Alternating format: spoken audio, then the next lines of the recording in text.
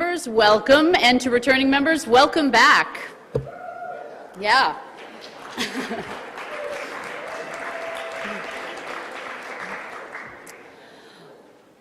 We have a full and very informative day planned. First of all, thank you so much to the Joint Fiscal Office for pulling this together.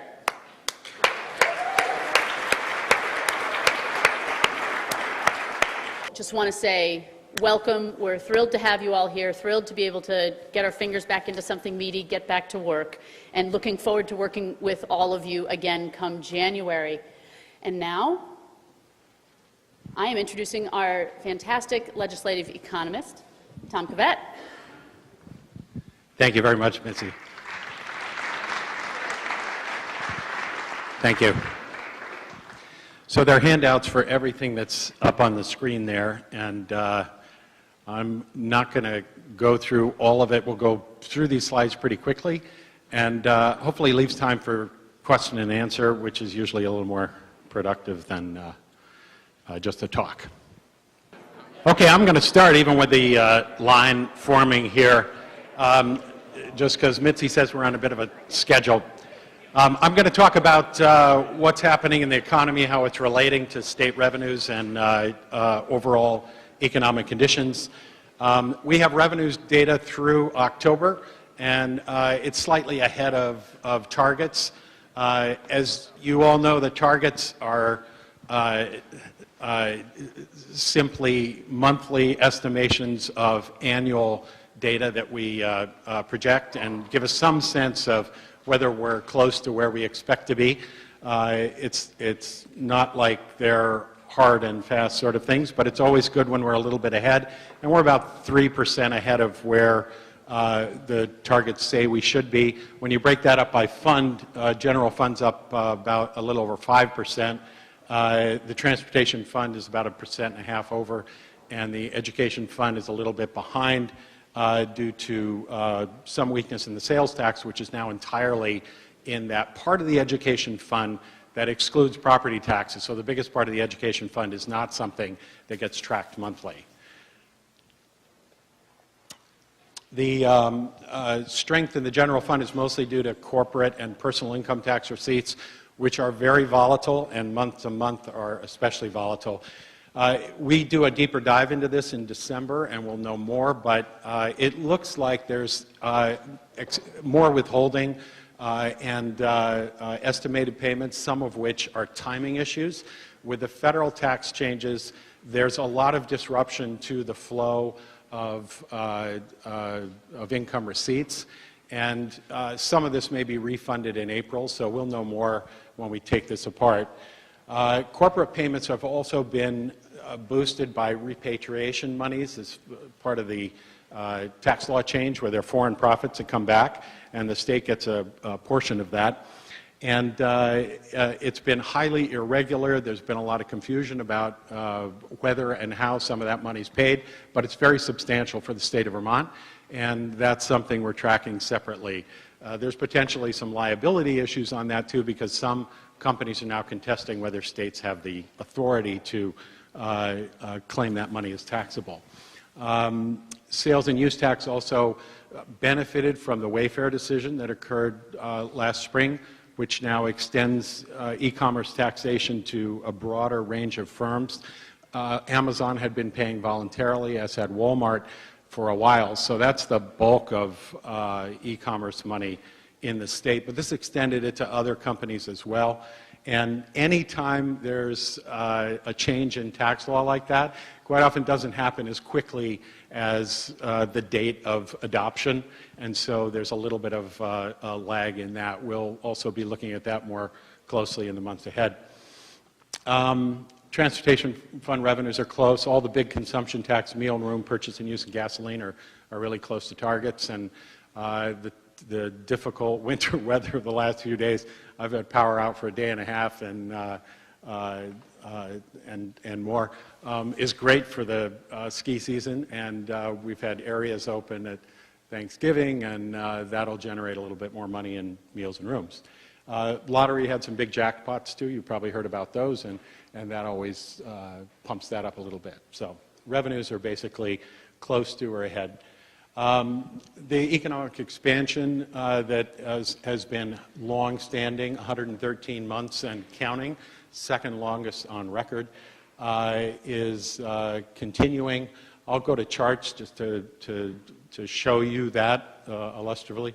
So this is a change in employment, and you can see these green bars here represent the monthly change year over in employment, and that just keeps chugging along.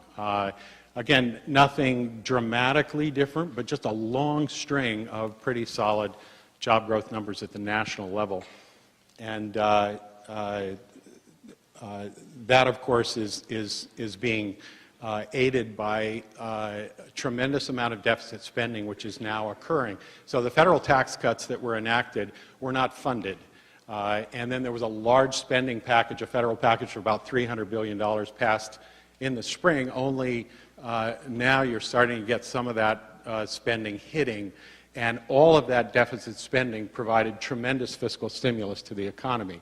Typically, this isn't when you would want to have the government doing fiscal stimulus, because the economy on its own is doing well. So you're starting to crowd out the private sector, you're running up debt that will increase interest payments, and you lose the capacity to stimulate it if there's a recession, and then you need to counteract the drop in private sector demand. So it's not like it's the best timing, but it's providing a layer of juice to the economy that's very substantial. So this shows business cycles all the way back to 1857, and you can see this top one here is just a little ways away from exceeding the record longest expansion, and that's very likely to happen. The Wall Street Journal runs a poll of 75 economists and asks them what they think the chances are of a recession in the next year. And it's quite low. It's at 20% right now. That's up a little bit from here, but still 1 in 5 chance of a recession in the next year. We don't see anything that's way out of balance that would suggest something really imminent. There are some credit issues, certainly the trade talk. So far, there's not been a lot of action on that, and even though the dispute with China is something that everybody's keeping an eye on. But the way NAFTA got resolved was really pretty tame. It didn't really produce a lot of change. There was a lot of bluster, but there wasn't a whole lot more. Those could ramp up or down pretty significantly, and of course China's a big one, but still 1 in 5 chance of recession in the next 12 months is pretty low. So that record is likely to be broken. On the other hand, when the economy gets this far along, and I'll show you in some other graphics we look at, and it is cyclical, it has been for centuries, and it's performing as it is now, it doesn't usually stay there very long. So certainly thinking, planning, considering what might happen in the next downturn and looking for signs of that emerging is really where we're keenly focused. Stock market did pull back 10%. Everybody's probably aware of that just because it gets talked about a lot. Its impact is mostly on higher-end consumers, but as a tax-paying group, we get a lot of revenue from high-end taxpayers, so it's something we watch and something that figures into our models. But you can see the run-up that's occurred, and that's the 10% correction that we're looking at right now. This data looks at household income, and this is a graph that depicts the distribution of income, looking at the ratio of the top 5% of household income to the bottom 20%. That's gone up steadily for a long time, since about 1980, down around here, that's gone up. It's now a little over 29 times the income level for the top 5% to the lowest 20%. And there's nothing on the horizon that would suggest that's likely to change anytime soon. If you look at the distribution by these income quintiles all the way down the line, this is that last graph is the ratio of this group to the bottom group, but it sort of goes down in a smooth progression, and that just illustrates the widening gap that's occurred with income distribution. Oil prices have also been really volatile, so this has been true of a lot of commodity prices. Rarely do we see equity markets, bond markets, commodity prices all sort of tanking at the same time. We're getting a little bit of that right now. I think a lot of the uncertainty around trade and trade flows is prompting this. The Chinese stock market's down 20%. We're down 10%, but there's just a lot of uncertainty. So that's been a 34% decline in, a little over 2 months, and that's been good at the gas pumps. So for Vermonters, that's positive, but for states that are producing energy, and the United States is now the largest producer of oil, it's a negative for some parts of the country. So, whoops. Let's see if we can. 70% of the economy is consumer demand, and retail sales is the best reflection of what's happening there. It's been steady. This is real retail sales at around 2%. The last few data points have been lower. That's, again, something to be concerned about, but we're not seeing incomes dropping. We're not seeing job growth slow nationally. So right now, that's not flashing any kind of warning signal, and that looks solid entering the holiday season, which is the biggest time of year for our sales and use revenues derived from that. Consumer sentiment also is pretty strong. It's down a little bit after some of the trade jitters, but that's been solid. And e-commerce share of total retail is increasing at an accelerating rate. So the fact that we're now getting tax revenue from this is really significant, because that's an area of growth that we had been missing before. And as that grew, it cut into receipts that we had from regular brick and mortar stores. So 23% of state sales and use tax revenues are collected in December and January, and that's pretty consistent. So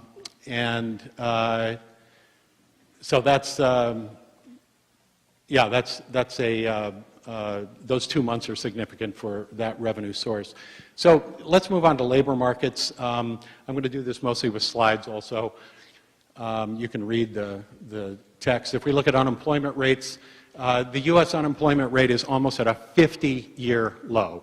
So it's at 3.7%. That's extraordinary. And as you see here, the cycles that occur, it gets down to these low levels occasionally, but it just doesn't tend to stay there very long. Usually it's indicative of something, something else being close to being out of balance, a lot of demand that occurs. So that's just something to keep an eye on. The Vermont unemployment rate is also close to record lows. It is tied for 5th lowest in the United States, a position that it's had for quite a while. It tends always to be among the best states in terms of unemployment, even through the last recession was relatively good. New Hampshire's a little bit higher. North Dakota, which had the lowest rate for a long time with a lot of the energy work and such, is slipped a little bit, but in terms of unemployment, the state looks fairly good. If we look at a map by county in 2012, all the red and dark and gray that show up on that are fairly high levels of unemployment. And then we go just 5 years later, you can see the difference in the coloring across the country, and the improvement is pretty widespread. That should be pushing up wages as markets get tighter. It's been very slow transmission of that, so we have not seen the wage growth that we typically would with this tight a labor market, but it is starting to show. The thing is, inflation's been going up at the same time, and that is a casualty of some of the trade wars and trade, not just trade talk, but action. And even though we see here real nominal wages going up above 3% in this last period, which is higher than it's been in a very long time, when you adjust for inflation, that's still about 0.5%. But still, that represents progress relative to what has occurred prior to that. One of the concerns when we look at national job markets and Vermont is this divergence here in employment growth.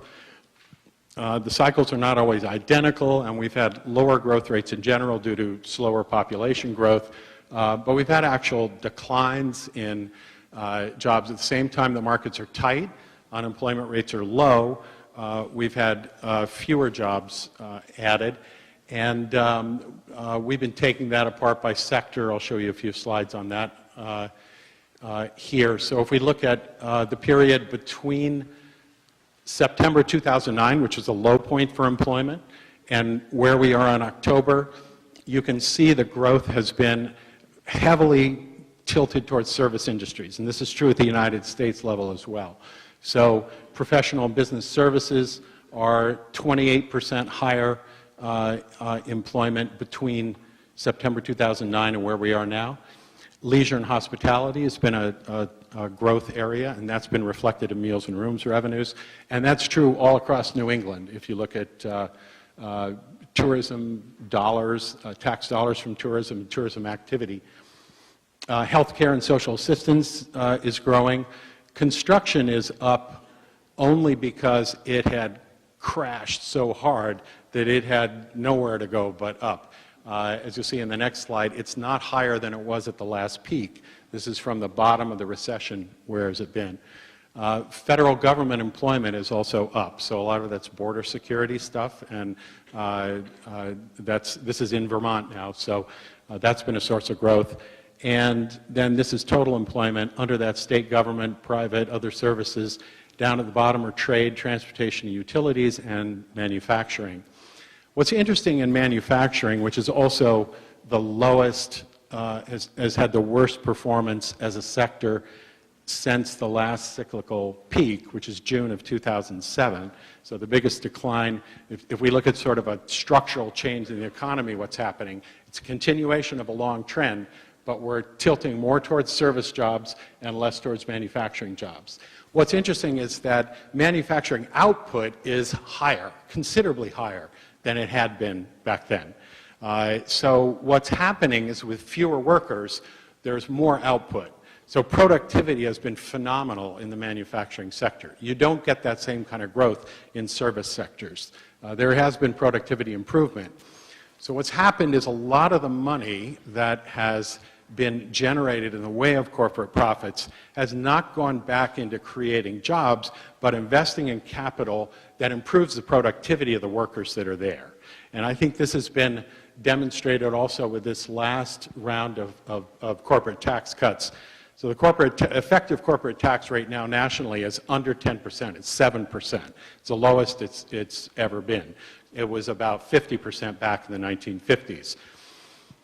But a lot of that money has not been reinvested. A lot of it's just gone back to shareholders. So far there has not been the investment boom that was promised to be a part of this. But the monies that have been invested have not gone into employing more workers, but to making those workers more efficient. So they get machinery and equipment and robotics and things like that, and their output increases, their profitability is good, but it's not showing up in jobs. And this is true in Vermont as well. We're getting really strong productivity gains also in non-durable manufacturing, which has been a source of growth. So, food products manufacturing and things like that, which is harder to get the same efficiencies with, still has had tremendous productivity gain. At some point, I'll show some slides about that in some of the work we do in January and present to you all. One of the things we look at as a leading indicator of whether there's a recession right on the horizon are initial unemployment insurance claims. And you can see the cyclicality that characterizes this. This goes back to 1987. And this is an all-time low right now that we're at. So they're not people that are, you know, being laid off and claiming unemployment insurance benefits. Real estate is another area that we look at closely, both because there are good local data that's pretty timely, and that's not true of lots of areas of the economy, but also because this is critical to understanding the tax base for the education fund. So property taxes derive from a lot of what we're going to talk about with real estate, and it's why we look at it carefully. It was at the epicenter of the last economic downturn, and there has never been a crash in real estate such as occurred in the last economic cycle.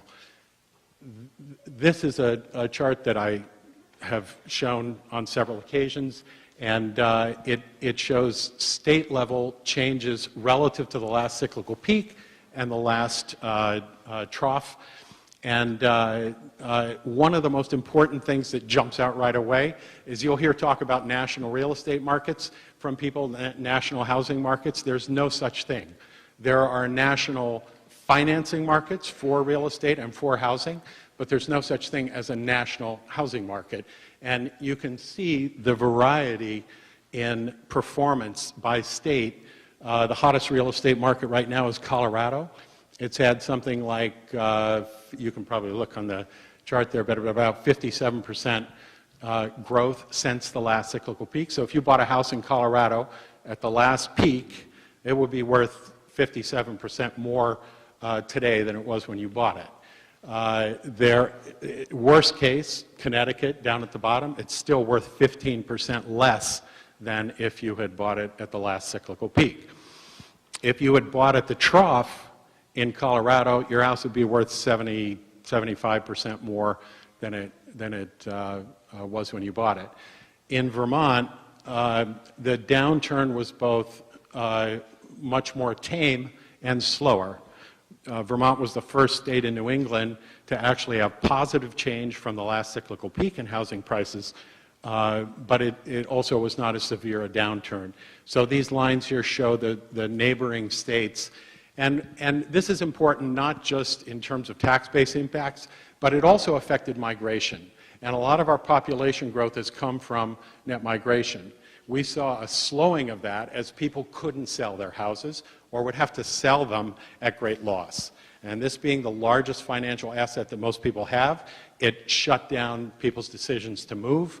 And particularly in New England, which is why we track this by state, it affected inflows from Massachusetts, which is normally where Vermont gets most of its net immigration. There are big flows that exist in a lot of places, but that's critical. So the fact that Massachusetts prices are also increasing at rates that are exceeding those of Vermont are significant. It tends to be something of a leading indicator for Vermont. This is Vermont housing prices and Massachusetts over time. You can see how the Massachusetts red line tends to lead what happens in Vermont, and that's occurring right now. So what we're seeing is upward pressure on real estate prices, and this is not something that's likely to change dramatically even if we were to have a recession. It would slow price gains, but you would not see actual declines in price. And I'll talk about that in a minute. First, I just want to point out the stark divergence between what's happening in different parts of the state, and we don't have data on this broken apart by all different parts of the state, but Burlington and the balance of the state are two metrics we do have. And in the Burlington area, it's up almost 14% from the last cyclical peak. In the rest of the state, it's still down 1.5%. So stark differences there, and that shows up in a lot of other metrics as well. This is a little bit older data. The county level data are only for the year 2017, but it shows the same thing. If we go to a map of that, you can see like Chittenden County's there, the next tier of best performing counties, all are contiguous with Chittenden County, and then From there, you have the Northeast Kingdom. You have very poor housing performance down in both Rutland and Bennington areas. And interestingly, there's a lot of second home activity in the southern part of the state that comes from Connecticut, and weakness in the Connecticut market and in Connecticut economy in general could be a factor in that. So here's how that translates into something meaningful. That very same metric that we were looking at is the home price index. If you track that over time, you'll see the enormous cyclicality that occurs. So this is a build-up before, in the late 1980s in price, and the crash that occurred afterwards. It's a year-over-year percent change. And you can see that prices were increasing in one quarter more than 16% on a year-over-year basis, home prices. So obviously, people's incomes were not going up at 16% a year on a broad basis, so this is vastly outstripping anybody's ability to pay. There's only one place a situation like that is going to lead to, and that's a big crash and a correction. Exactly when and the timing's a little bit in doubt, but that it's going to happen is absolutely certain. The same thing occurred with this last run-up in prices. When we did an analysis in 2005 and saw these numbers, it was obvious that there was going to be a correction. We didn't know exactly when it would come or how quickly it might come, but that balance had to be corrected, and indeed it was. What's interesting, and I think instructive here, this is the last observation for Vermont, up here above 4%, and then the green bars are the forecast. If I were to give you a forecast that I think is what's probably really going to happen, I actually think there's a potential for this to shoot up rather dramatically. As other forms of investment, like equity markets and bonds and things like that, are less attractive, people will see that real estate still in some areas is undervalued, and there'll be money that flows there. This typically does not sort of just level off and sort of stay at a medium kind of level. So this could develop, depending on what happens elsewhere, into something of a spike like some of these did. This could accelerate up into double-digit territory, which it has before. So we'll be watching that, but it's not like we're doing our budgeting and planning based on that. On the other hand, we're not in a world any longer of 0-1% growth in the grand list, which is where the property tax rates are set. So you know, taxpayers will feel this as a increase in their tax burden because their property values will be going up faster than their incomes. You won't have to raise the tax rate. You could actually lower it and still be getting more money, but it will still feel like a tax increase to people. So this is how it will play out, but we'll have a situation with a lot more appreciation occurring in the grand list space that leads to it, whether it turns into a really big cycle like this or it bounces around. But what's, I think, significant is this is the situation in the recession in the early 2001 period. And I think that's instructive because a lot of people now are talking about, oh, there's going to be a crash in the housing market again if there's a downturn. It's not going to happen in New England. There are parts of the country that have had building responses that have been excessive, but that hasn't happened here at all, and there hasn't been that much price appreciation. So just to catch up to where it was has a ways to go. If there's a recession, it's going to look more like this than this, because we'll come up here, like here you had price increases up around 8%, they slowed to about 5 or 6%, but that's a long way from being price declines like we experienced before. This, by the way, was the first time that almost every state had a decline in real estate values. There was one state, though, that didn't. That was North Dakota. So except for North Dakota, every other state had declines in price. That was really extraordinary. It's unusual. That is unlikely to happen again. North Dakota had very strong energy demand that was occurring, both in oil, gas, the fracking thing, and wind energy investment, and also had a state bank, so they were lending through that in a way that a lot of private banks weren't. But but that was a very unusual real estate cycle. This one is going to be much more diffuse regionally, and in New England, you'll probably not see negative numbers that occur from that. When we look at demographics, I'll also just skip the verbiage on that. You can read that.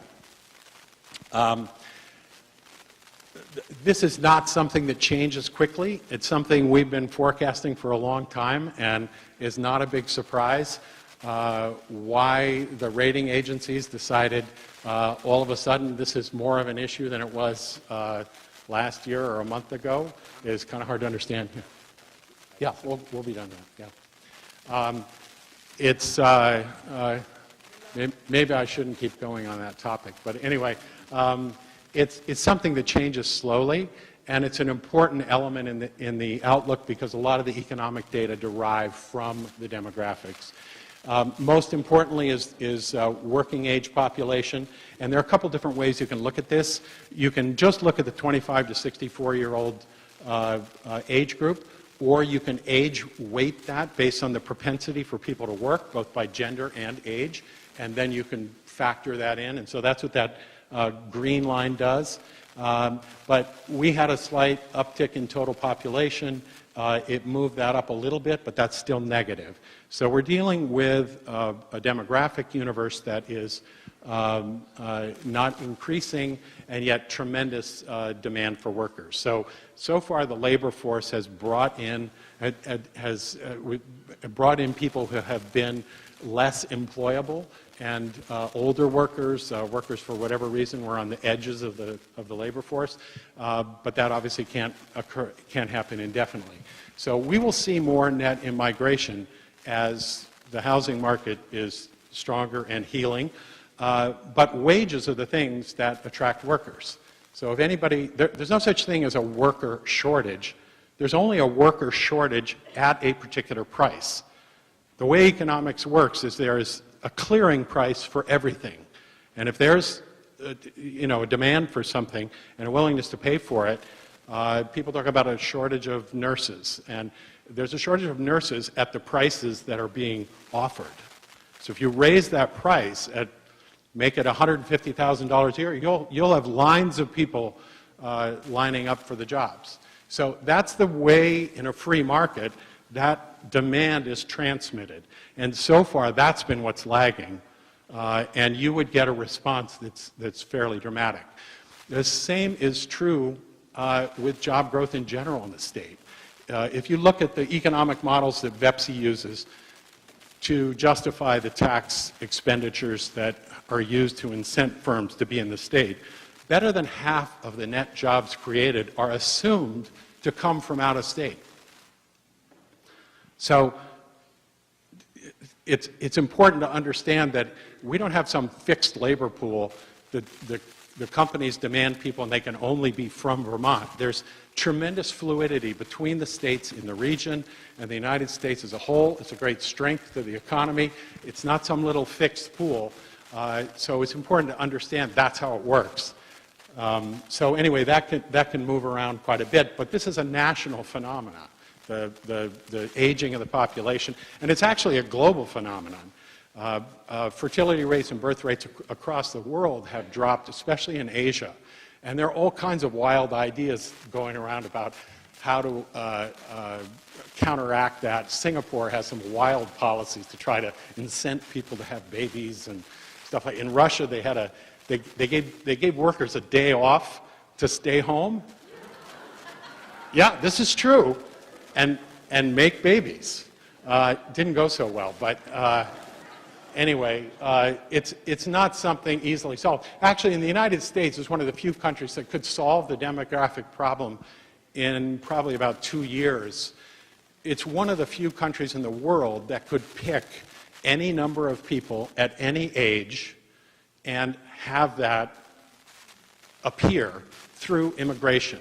So there are not very many countries that could assimilate a population change like that, but the United States, Canada, some of the Western European countries could. So if anybody really wanted to change the demographics, immigration is the way you could do it overnight.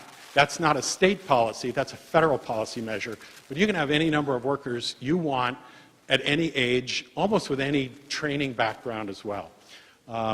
So the way that affects income is we look at income over age, peak earnings periods in here. We're at that kind of right now, but we're going to be going past it, and that's factored into our estimates for personal income. This is births, and this is where the real problem is, not necessarily migration. This drop in births occurred while the total population was increasing.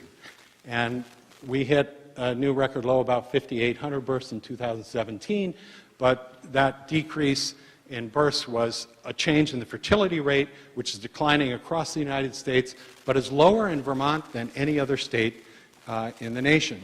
And New England states are the lowest as a group. There are a lot of reasons for that. It tends to be negatively correlated with education levels, incomes, things like that, that are higher in these regions, but I don't have time to get into that. Affordability is also an issue. That's led to declining enrollments. This is not something new. We first forecast this in 1996. Not too many people believed it, but it was pretty easy to forecast. I'm going to skip through the export stuff because we don't have a lot of time. But their forecast risks, obviously the trade policies, the deficit spending, higher inflation. The Federal Reserve response to these things is going to be critical. That's where a lot of recessions get triggered, is interest rate increases that aren't carefully calibrated and have consequences that exceed expectations. So anyway, that's what we got here. Hopefully I have a couple minutes for Q&A, but if not, you can talk to me afterwards. Do we have a minute or two? A couple questions. Yes, sir. Are there any other bubbles or indicators that we should, excuse me, thank you. Are there any other bubbles that we should be paying attention to or booms right now that outside of the real estate market?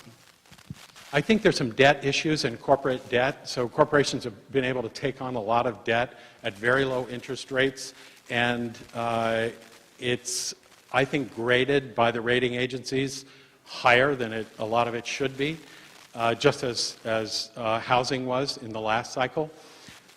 So as interest rates go up, all of a sudden servicing that debt could be more expensive, and that could be a bit of an issue. Student loans are kind of in the same category, so there's something, that's another debt area, so we're always looking at that kind of thing. You could say the equity market's a bubble sort of thing. That could come down further. Yeah, those are kind of the other things. Other questions? Yes, sir. So if we had succeeded last session in passing the increase in minimum wage, what effect would that have on your projections here today? So I think that the effective wage is going to exceed the minimum wage because of market conditions. So already we're seeing that in order to hire reasonably capable workers, it's getting pushed up well above the minimum wage. So it's sort of trailing by virtue of the fact that the market's really tight. And this has to come out in terms of upward wage pressure at some point. So the fact that not a lot of additional workers that can come into the labor force, it's going to bid up wages faster than anything that would happen through mandated minimums. Yes.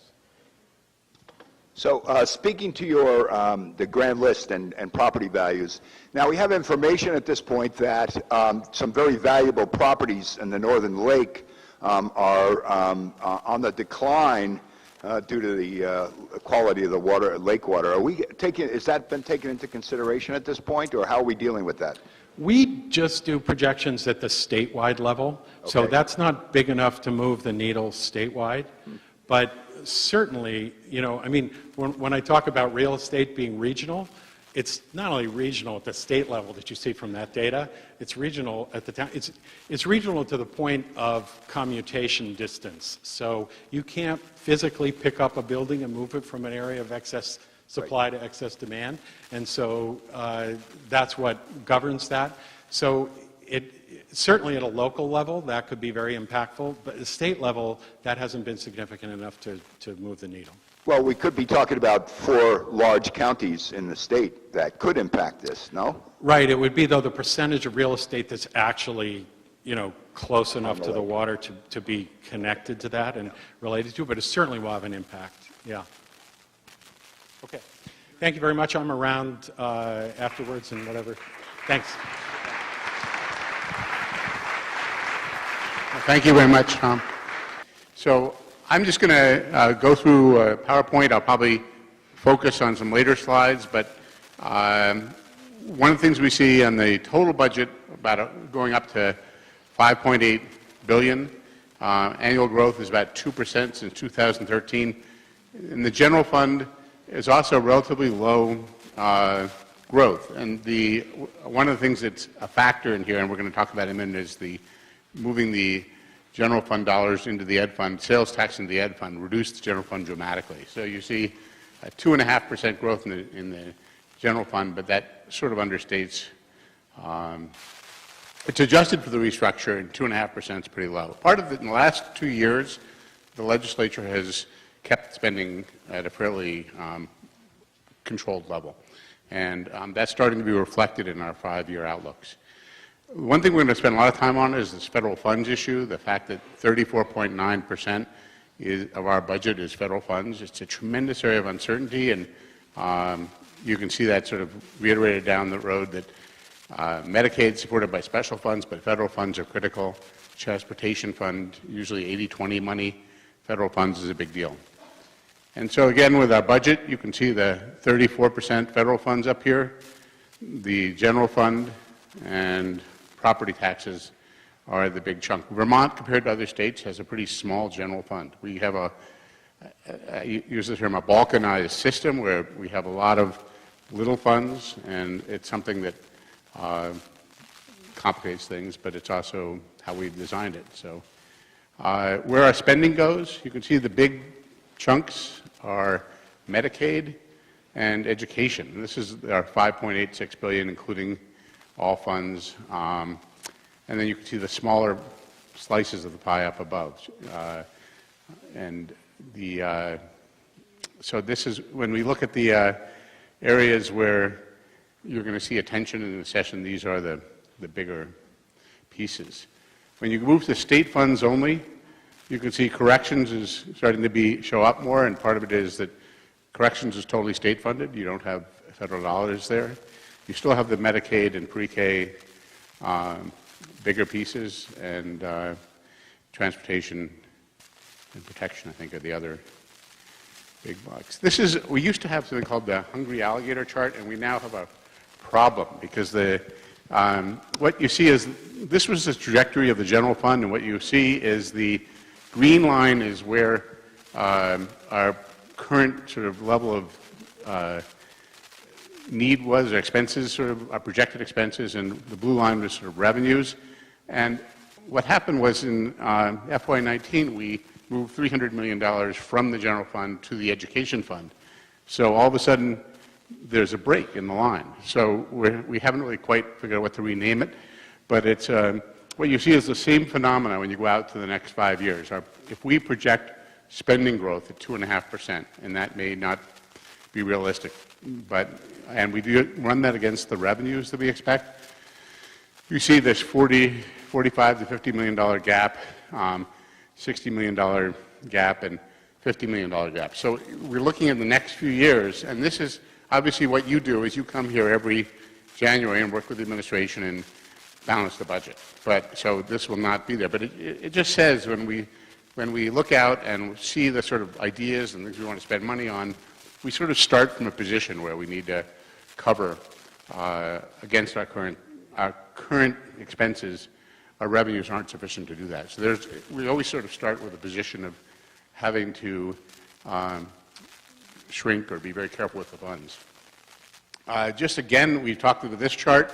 If you look at the general fund, the total general fund in 19, the big chunks of it, and this comes up because people say, why can't we just cut 1% of the general fund? And then you go through it, teachers' retirement, you'll hear more about that later, Medicaid, hard to cut, corrections, children and families, higher ed, and debt service, if you don't cut those, and it's very similar to the federal concept of discretionary and non-discretionary funding, and we can talk about what you could cut in this, but if you take those two and hold them harmless, that's 71% of the spending. So if you start doing a 1% cut on the remainder, it becomes quickly a 4 to 5% cut. So this is the whole problem where appropriations is it's not an easy game. You really have to figure out where you're going to make your changes. Retirement funds, this is just a long-term, I'm not going to spend a lot of time on this, but one thing you did last year on the teachers' retirement system is we added extra money. As you see from FY17, we were funded at about, if you look at the market value, 53% of the long-term actuarial obligation grew to 54%, a slight improvement. The state employees, we did not add money. We went down from 69.6 to 69.2, and that's other changes. It could be market returns didn't equal our projections. It was some demographic changes. We've been funding 100% of the actuarial requested levels, but there are other issues at work, and we have an assumption built in that we're going to return 7.5% in the market on the invested assets. And to the extent that the market underperformance is an issue, that's going to affect every year what the actuaries say our needs are. Other liabilities, I just want to keep in mind, and this is a report that comes out with the budget every year. Fleet funds positive, copy center, a small deficit. Vermont Life, we paid off that liability. The big ones, and there's all these questions, we pass statutes and we don't fund them. So other than retirement, child care, we are using a several-year-old index for what we pay in child care. There are other commitments that we can go into that will need to be thought about. Tax expenditures, we're updating this now. There'll be a new report in January, but I'm just flagging this, and it's a concept that every time we put into the law a tax deduction or tax credit, that basically spends revenue that we would otherwise receive. It becomes something that's in the law. It's very difficult to change it. And so what you're looking at here, and the definitions of this can vary, but you're talking about $479 million worth of pieces of our law that are decisions the legislature has made to not tax items. And it's something to look at the list, and there'll be a report coming out in early January that really lays out every tax expenditure and what its costs are, and it's worth considering. I just want to, types of issues in the 2020, federal uncertainty, balancing the budget, clean water, the longer-term liabilities will all be issues. Federal uncertainty is a real problem. We're going to spend a few minutes on that. We have about $2 billion, or 34% of our funds are federal. You can see Medicaid is a big chunk, transportation, critical part of it, other AHS, and the smaller ones, pre-K and labor. Our federal grants, and you can see the Vermont line up on top, compared to nationally, grants per capita, we're in the upper level of states in what we receive in the way of grants. And so that's just a question, something to think about, because it's our vulnerability and the extent that there are federal cuts. Just to flag this too, that people asked yesterday about the old, for every dollar we pay in tax revenue, what do we get back? And you can see we're sort of on the positive side, not the big winners are sort of Mississippi and states that have military bases, things like that, but we're definitely in the states where we have a positive balance of payments. So you look at that, and then you think about the federal context, that our population over 65, the national projections are 2018 at 15%, growing to 22%. Social Security as a percent of GDP going from 4.9 to 6.3% over time. Federal health care, 5.2 to 9.2, outlays for interest going up, and so then the other discretionary is where a lot of the money comes for state and local programs, and you see that going from 8.9 to 7.6 down. And this is the CBO projections. Last year we were in a situation where we looked at the federal funding, and there was a lot of thinking maybe we'll see some cuts, and we are seeing small ones, but the big ones aren't happening, and Congress has the same sort of political issue that it's hard to make cuts. it's easier to just grow the deficit. And so as somebody who makes projections, you know, we look out and we see warning signs and that there could be federal cutbacks, but they have to decide the deficit's a big issue. But given where we are in our situation of reliance on federal funds, it's a risk, a big risk factor, and it's something we watch. And I think what we're seeing and what we'll probably see this year is a lot of programs losing $1 million here, $1.2 million there. And so that's something we're sort of tracking. When you come back in January, we may have a better sense of that. And it'll be something that as the state needs to consider each of those programs. When the federal government stops providing the money, do we raise, is that a thing the state comes in and spends money on? And so it becomes an issue when you think about state spending, and if you want to limit state spending growth and you're watching federal money decline, it creates an issue. So I'm just going to, federal outlays, total outlays, this is where the federal money goes, and you see Social Security, defense, same type of issues that the domestic discretionary is a smaller part of the pie. And I think that's it on those presentations. So I could take a couple questions, but I'll turn it over to Adam. I'm just trying to catch up if Adam's there. Yeah.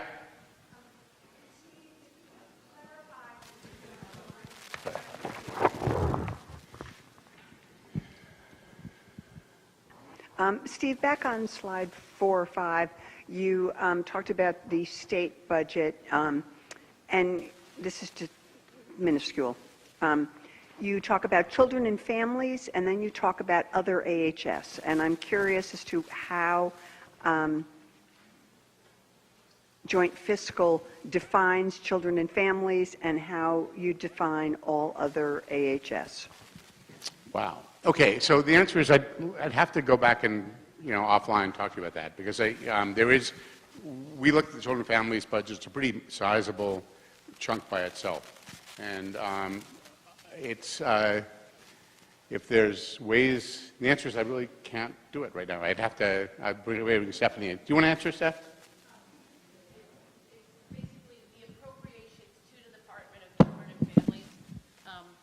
Aren't Medicaid, and the rest of AHS, so most of AHS is in that Medicaid,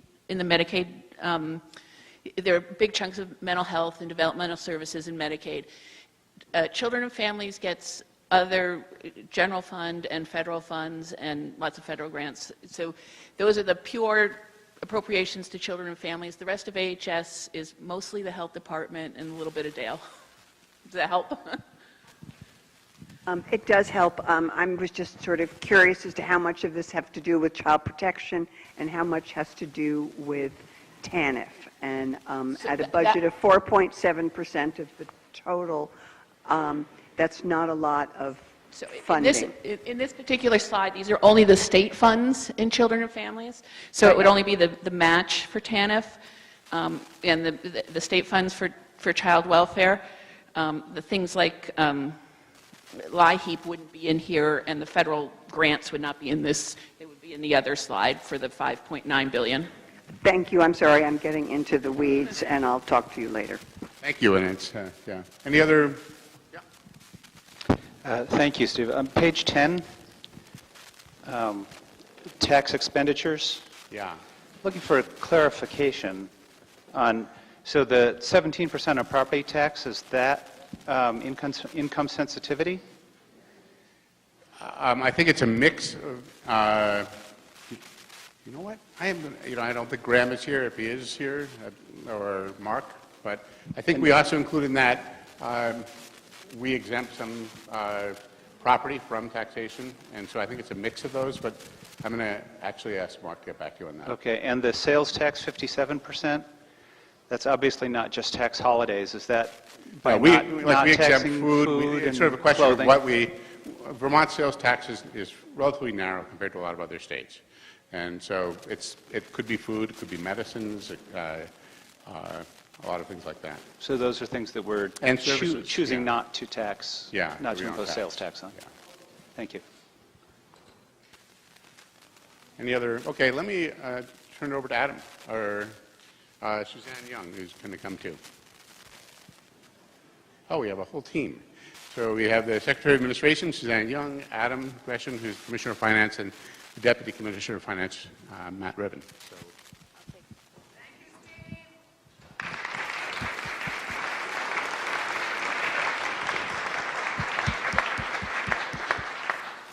So, good morning, and thank you, Steve and Tom. Steve, that's a great PowerPoint. It's going to look very much like ours because we're all building on the same budget and on the same data.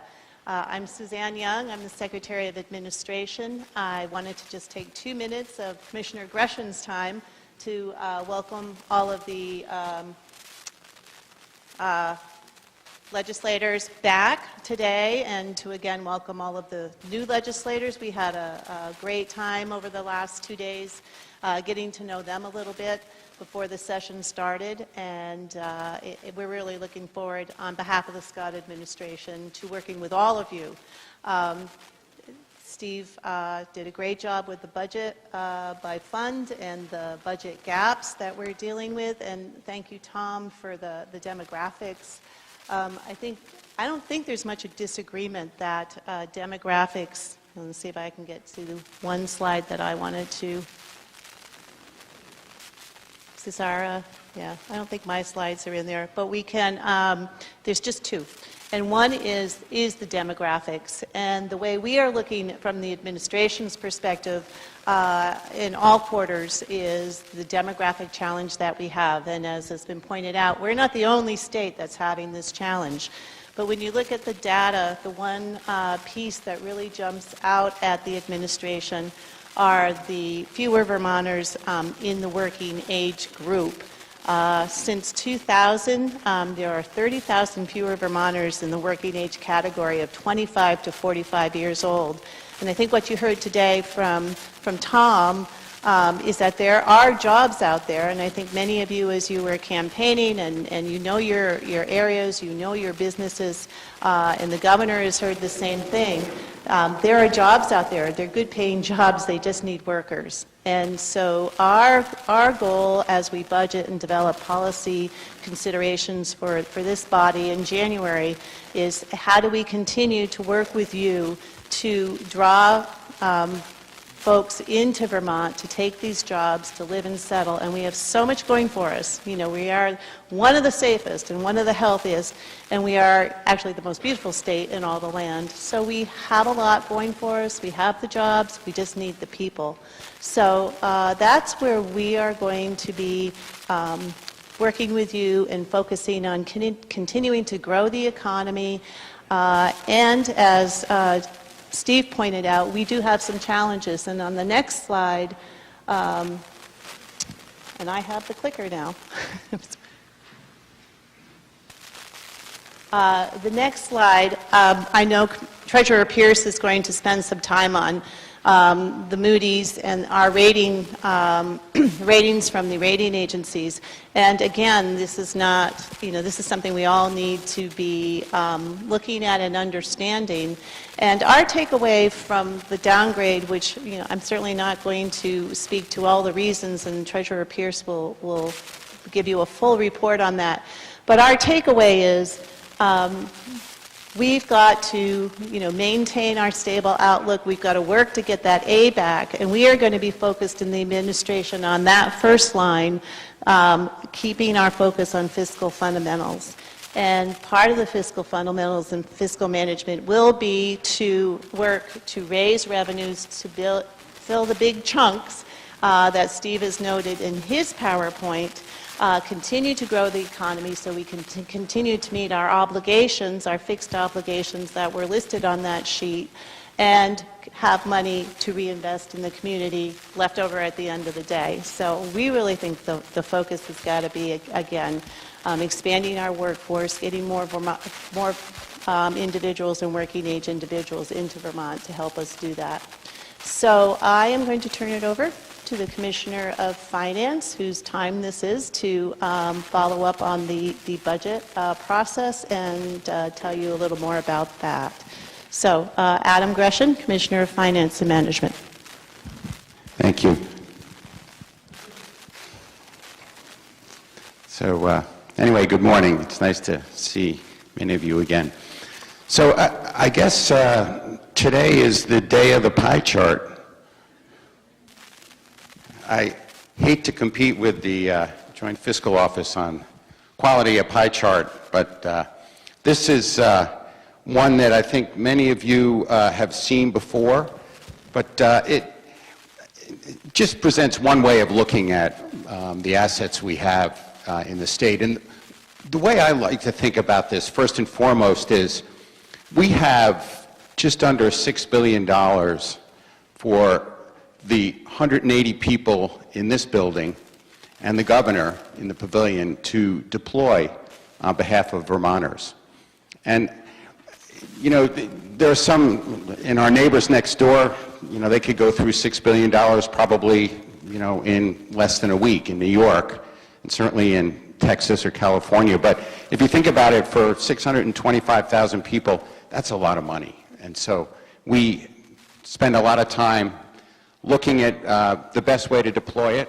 And one way, what I've done here is I've kind of broken it down by fund. That's not, I know that Steve showed some slides that looked more at function, and we'll get into that in a little bit. But if you look at it, say $2 billion of that is federal funds, and then the education fund, as we know, is for pre-K through secondary education. Transportation fund, roads and bridges. You often see the transportation fund as something over $600 million, but keep in mind, this is just looking at the state component. Another, more than half the transportation fund is actually federal funds. Special funds, you know, there's just under 400 special funds that we look at, and, you know, many of those funds are familiar. Passenger Tramways Board to oversee ski lifts, Clean Water Fund, many of the funds the Secretary of State oversees for corporate licensing and the like. But I would say a good 100 to 150 of those funds you've probably never heard of. They're named after specific people or specific town functions and the like. Some of them have no assets in them. But there's just under 400 funds. And then probably the largest special fund we have is the State Healthcare Resources Fund. That's our fund that we use to draw down federal money for our Medicaid program.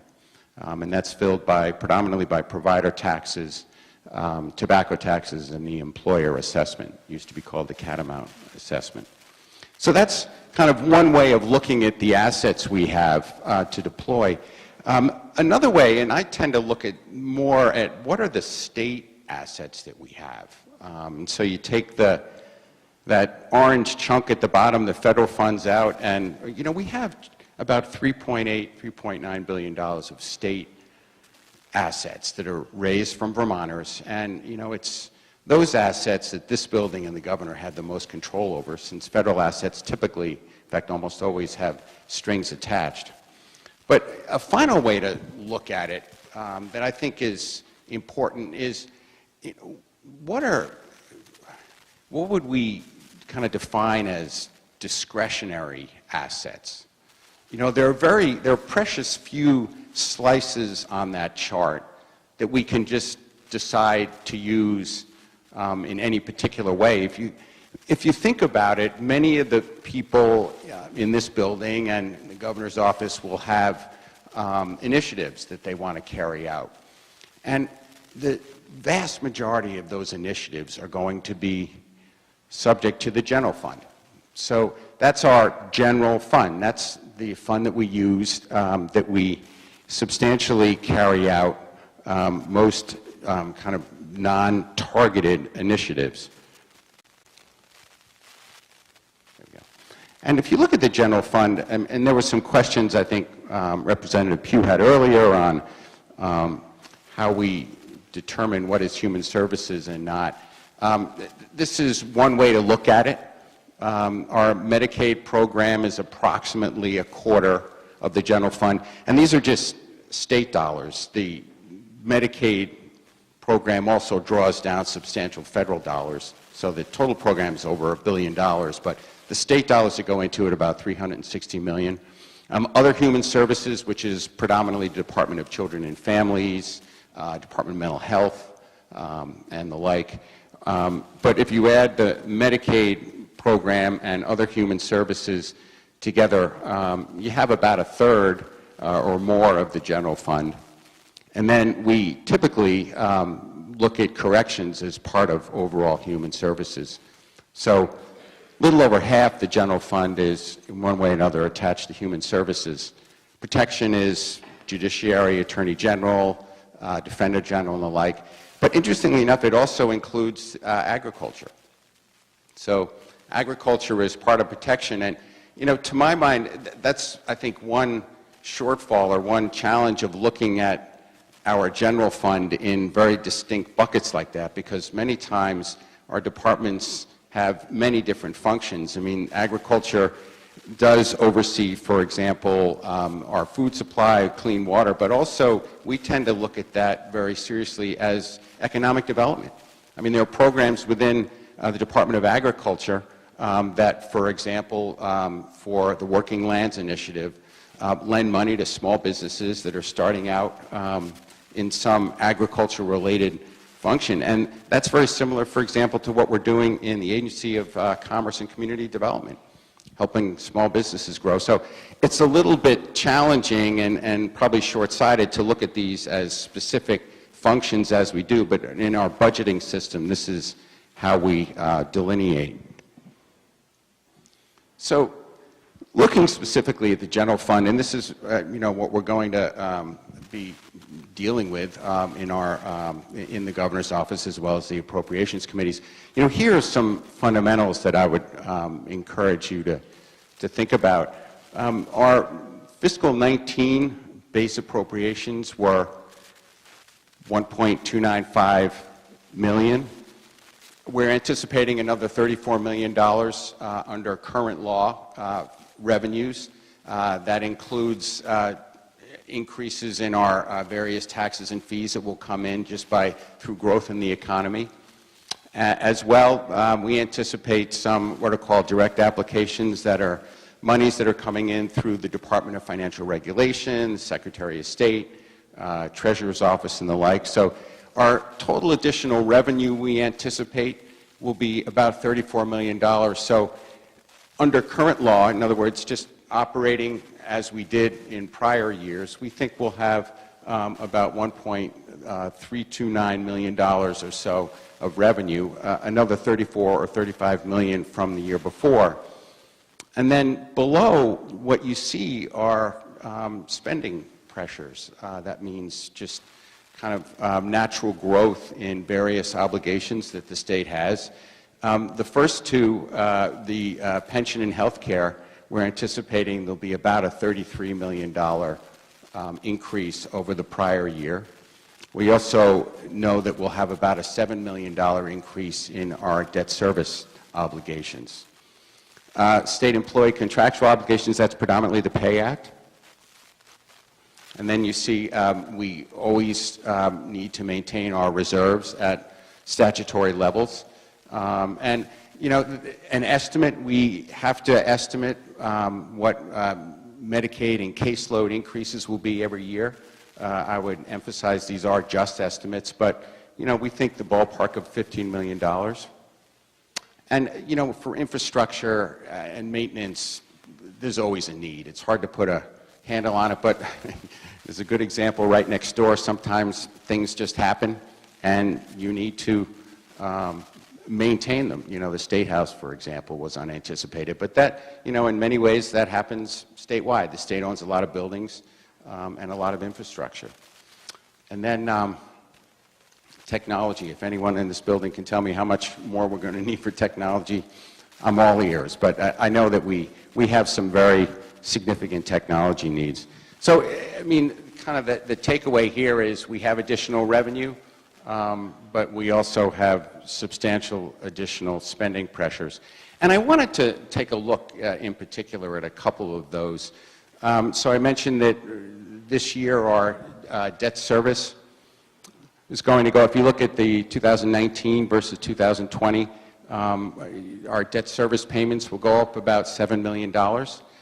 We have a committee, a capital debt affordability advisory committee, otherwise known as CDAC, that looks at our debt outstanding and determines how much would be appropriate with an eye on both the rating agencies and the needs of the state. And you can see that our debt service payments have increased. You can also see that looking out long-term, we expect that our debt outstanding will increase and then slowly decline. So we are, I think the state impressively is managing the amount of debt that we issue and the amount of debt that we have outstanding. But we do anticipate that there will be increases in our debt service payments over the next few years, and it's something that we pay almost exclusively from the general fund. So, I mentioned earlier, and I know that you've heard about this throughout the day, but one of the challenges that we have in the general fund is substantial increases in our obligations to state employee retirees as well as teachers, both for their pension fund and for their health care benefits. And, what you see in red is for fiscal 19. We took those directly from the appropriations bill. So those are actual numbers. And what you see in blue are projections. Some of them actually are actuals that we're quite sure of. But we did make some estimates on the OPEB. OPEB is other post-employment benefits, predominantly health care. I believe may also include life insurance and others small, but it's predominantly health care. So we made some projections for fiscal 20, but we feel fairly certain we're in the ballpark. And, of note is last year we spent about $160 million on pension and health care obligations to retirees. And this year we're anticipating spending in and around $190 million. So, of the general fund, that's going to go from about 12.5% to a little over 14%. And we anticipate in future years that will grow, albeit it'll grow at a slower pace, we hope. But this year was particularly challenging, and I know that you've spent some time talking about the accrued liability that we have in both the teachers as well as the state employee pension funds, but we are, it has been and remains a challenge within the general fund to meet those obligations. And the final slide I would bring your attention to is looking out over the next 10 years. We have a schedule of repayment of our, or paying down our accrued liability. It was set in statute in 2007, I believe. It's a 30-year amortization schedule, and we are keeping to it religiously. But I wanted to illustrate that there's a substantial increase in the past 2 years for various reasons. One, we changed the return assumption on our assets. We also changed the mortality tables. People are living longer, and various other assumptions.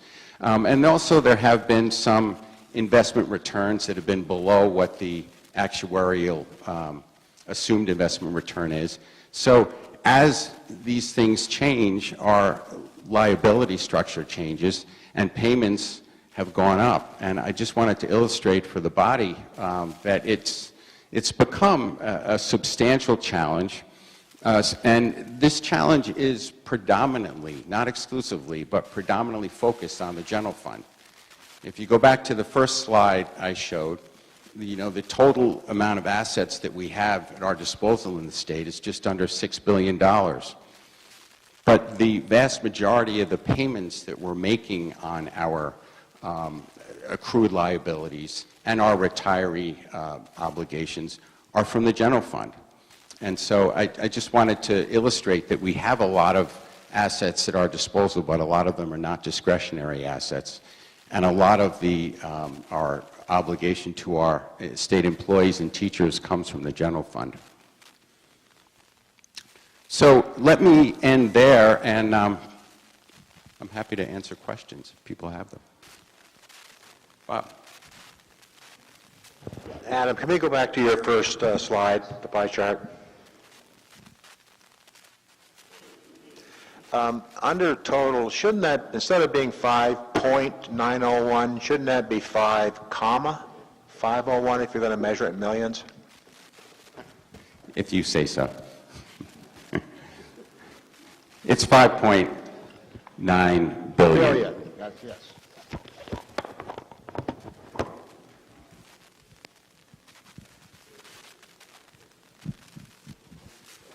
Yeah, in terms of addressing the demographics and trying to get people to move into Vermont, younger people, I see a lot of ads that New York puts out on TV, and I'm wondering, does Vermont do the same thing in the surrounding states in terms of trying to attract people, or and we're just not seeing it because we're in Vermont and we don't need to see it? I'm not a good person to talk to about the ads. I do know that the Agency of Commerce and Community Development has a very, aggressive program to bring or to bring people into the state. You may have heard about the $10,000 relocation. Thank you, Senator Clarkson. But there are others. I mean, we had a program called Think Vermont that was substantially focused on bringing people into the state, essentially grappling with our demographic challenges. And it's something that we will talk about this session too, but it's, almost, I don't want to say the sole focus, but it's a very strong focus of the administration, and I know this body too. So it's something we're aware of. Representative Burke. So on that topic, how do you feel the administration would react to further subsidies for child care, not just for low-income people, but as a way to attract young people to Vermont, to help people afford what's very, very unaffordable right now for middle-class families? I know that we will be discussing that this session. It is something that we are thinking about, and we hope to work with the body to figure out a good way to make child care more affordable.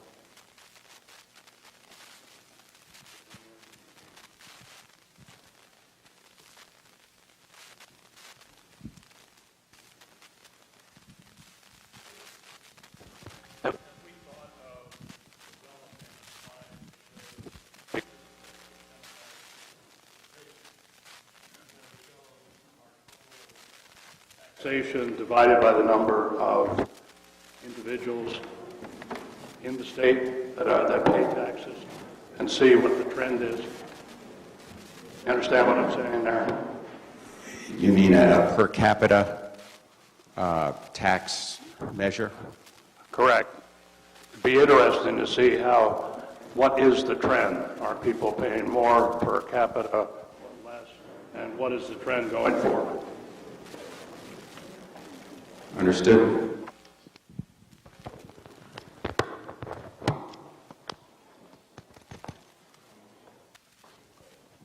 On the page, general fund contributions to retiree pensions, the OPED, is that health care for current employees and retirees?